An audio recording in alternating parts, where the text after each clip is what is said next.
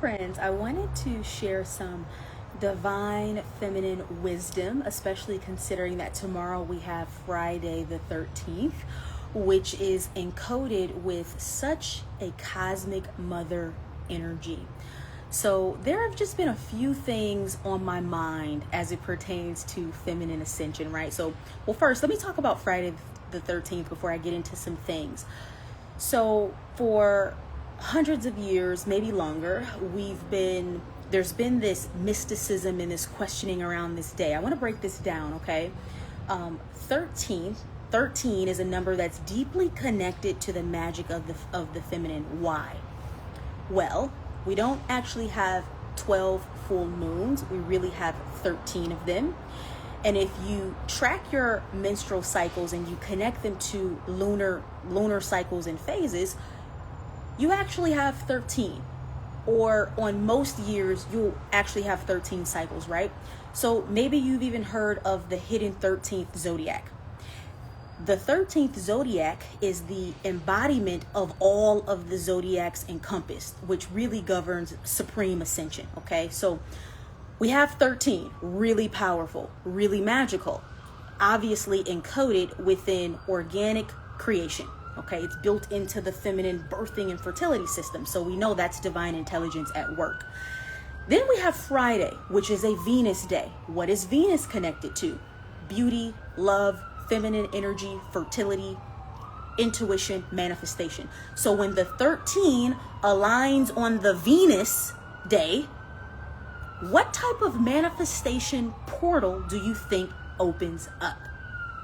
So this is why the silencing of the feminine magic, right? All of the priestesses of the ancient times and the witches and even the warlocks and the wizards I'm hearing, understanding cosmology, numerology, sacred alignments, astrological connections. We used this day as a powerful interdimensional portal for birthing, right? When we're talking about the feminine, we're talking about the highest potency of manifestation because we're talking about birthing, taking something from form and non-physical, creating a portal or a gateway that energy can materialize and crystallize into form. So tomorrow, or wherever you are in the world, maybe it's already the 13th for you, this is one of the most fertile days for co-creation with the universe, okay? I am going to share this in a newsletter, but since you're here, I want to give it to you. Whatever you're desiring, okay, sources coming in, for whatever you desire for the rest of this year, because we're also reaching a halfway mark and we're coming up on the summer solstice, so we're approaching this halfway, this mid-year mark. Get clear on what you would like to unfold, okay? Now this is really powerful because this is also in alignment with the lunar gateway right now. So we've got this full moon energy, we've got Friday the 13th, and then we also have summer solstice next week, okay? So if you've been feeling a lot of energy, a lot has been purging, a lot has been happening inside of you, it's because we're moving through an interstellar gateway where the micro and the macrocosms are all blending together and the human is trying to just keep up, right? Trying to hold that energy. This is what I want you to do. You're going to make a list of all of these things that you intend.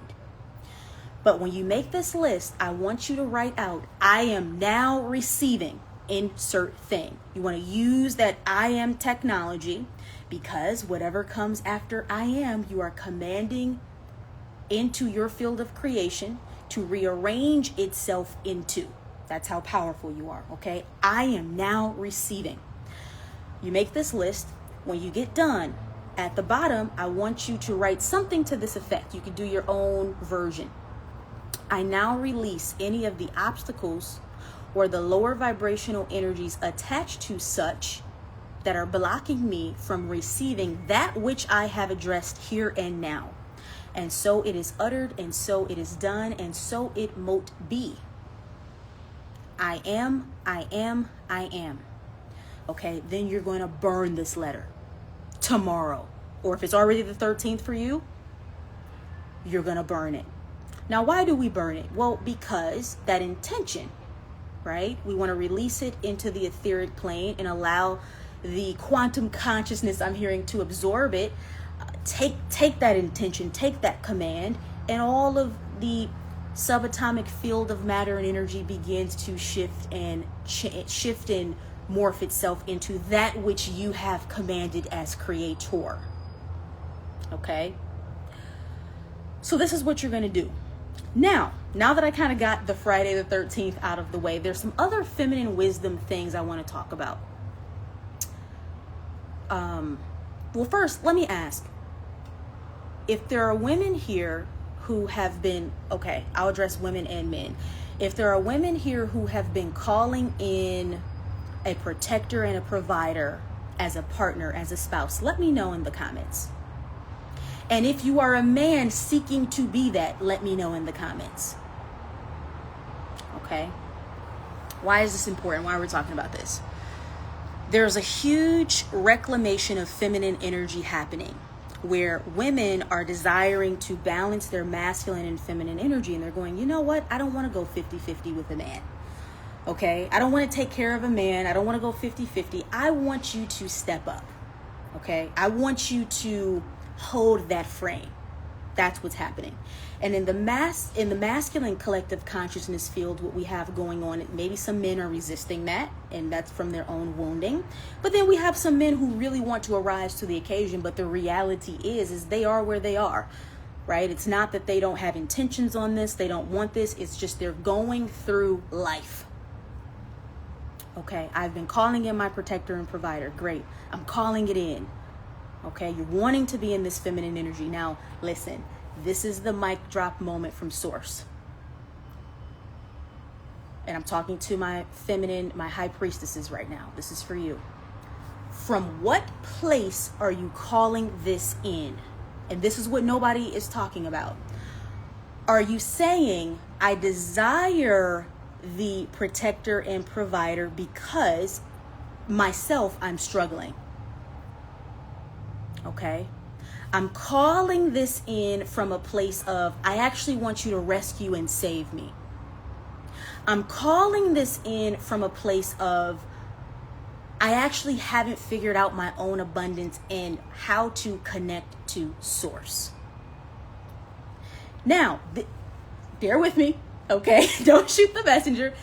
Source is coming in. This is not about the original blueprint of masculine and feminine roles, right? You deserve that provider, you deserve that protector. That is how things are designed. But we want you to be clear on the frequency from which you are calling this forth, because when it's coming from a place of lack, you know what happens? Okay, we're going to use the Diddy trial as an example.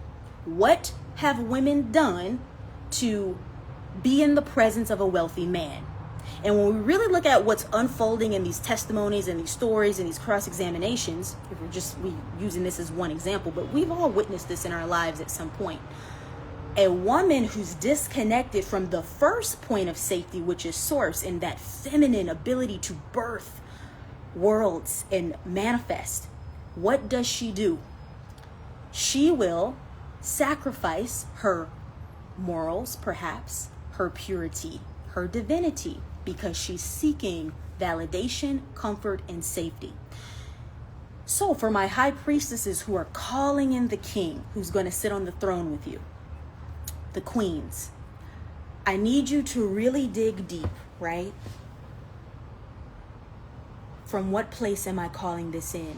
Because if there's a wounded energy, if there's a lackful energy, what happens? You might manifest a man that comes with money and wealth and certain things that he might dangle in front of you, but you're dealing with narcissism, you're dealing with control, you're dealing with maybe I have to sacrifice some of my morals and these types of things. Okay? So this is about the high priestess energy is not I need you because I am disconnected from my own creative power. This is, I want you here complementing the power that I already hold, fully allowing me to surrender into femininity. You see the difference? There's a difference between, Source, just bring me a rich man. Just bring me a rich man that'll solve all my problems. Well, the thing is, the problems don't get solved. because aside from gender roles, you are a sovereign being, especially if you're on the ascension path, right? There's really no shortcut to ascension. You've got to go through this process of crystallization, of purification, where you understand who you are. And we say this all the time, Source is saying, well, through me as a channel, the feminine is the leader, believe it or not. When the feminine is empowered and she knows who she is, she will attract the masculine who will love her, support her, nurture her. And even if, let's say, he doesn't have the money and the physical right now, he will develop into that man and make it his responsibility to become your protector. But it's because he's following your lead.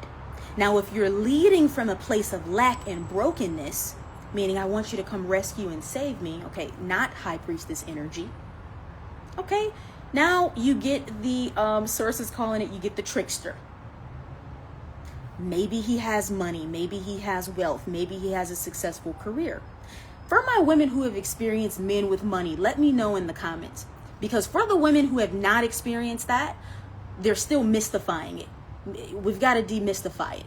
Your whole existence as a woman cannot be wrapped up in, I just want a man with money to go to pay for my in fact, this is like not source. This is one of my own personal human ego things.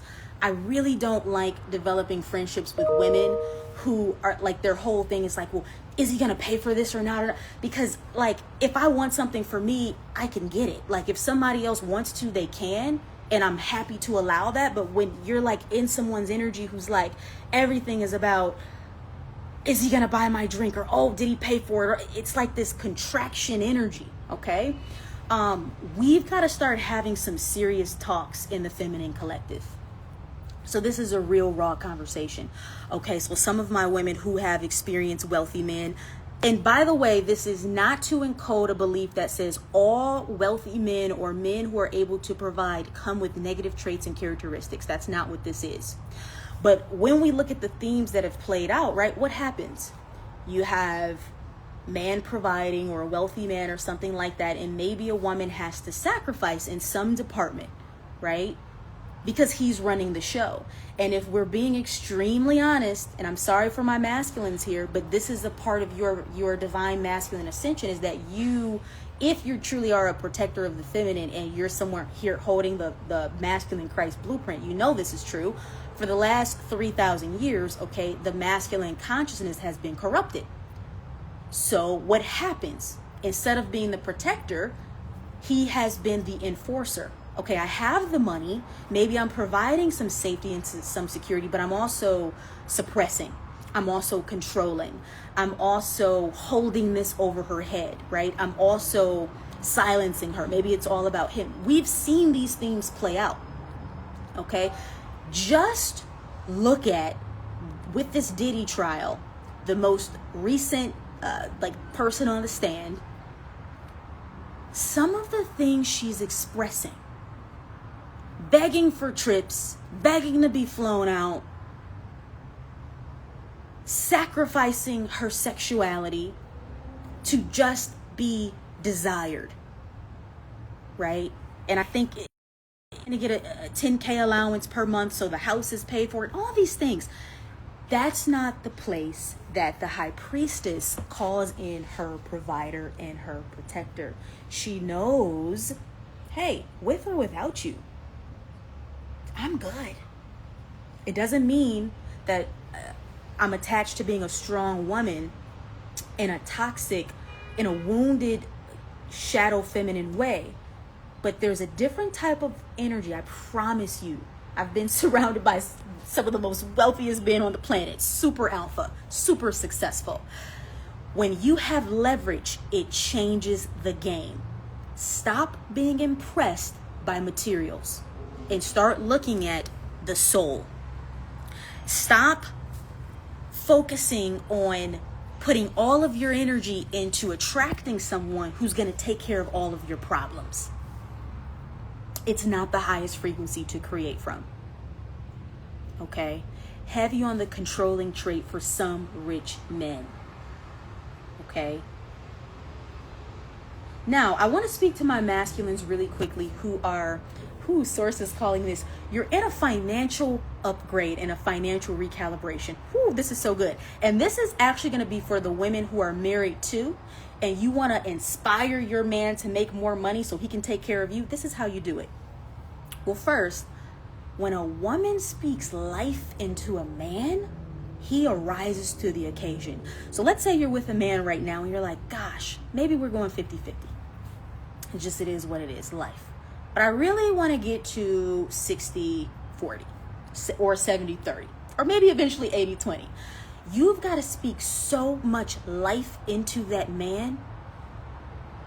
You know, babe, you're amazing. You're powerful. I got this vision of you doing this, this, and this. And I can just really see you expanding the wealth and the legacy of our family. Now, if you do the polarity of that, which a lot of people do, you know, you need to figure it out, or you're not doing enough, or, you know, being really like a nagging energy, he's not going to arise to the occasion, because deep down the masculine is encoded to serve the feminine and the feminine is encoded to serve the masculine. So deep down he really wants to be this for you. But if you speak to his negative traits, if you speak to his lack, basically, you will continue to reinforce lack. Now, we just told you that the feminine is the leader.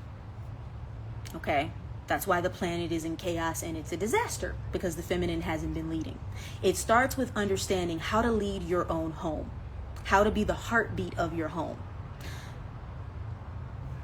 I promise you, if you speak life into a man, he will do a 360. But you have to do this from your superpower, which is your heart. You have to see the potential, the full potential of this man. Now, everybody's contract is different. Some of my women who are older, and let's say you're single, you know, maybe you're probably not, you need somebody who's financially stable. You don't need to go through that rodeo Source is giving me. But let's say you're married but you want your man to expand. You got to speak life into him. Now, for my masculine who wants to embody the protector and the provider archetype, okay, first thing we've got to do is let's release the shame.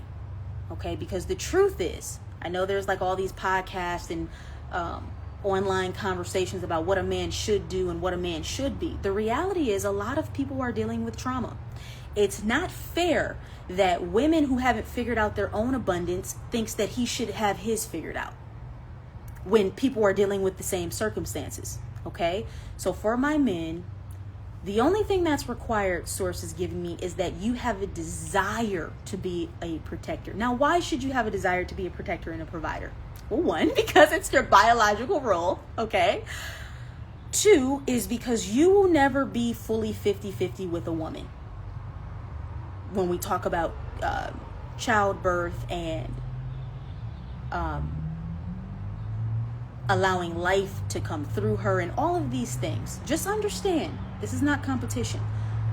It will never be 50-50 in that way. So where does that extra energy, right? How do we equalize that? Well, you are designed to take on more in a physical sense. And if you want to be this, and if you, honor this as a sacred responsibility, not a burden. Now, well, what is she bringing to the table? That's not the proper way. Now, when you step into this frame, something happens. Your wealth magnifies. When you claim sacred responsibility and protector and providership, you're honoring that Source appointed role. Divine Source goes, okay, we see that you're providing for your home and your woman, your queen. Now you get double or you get triple.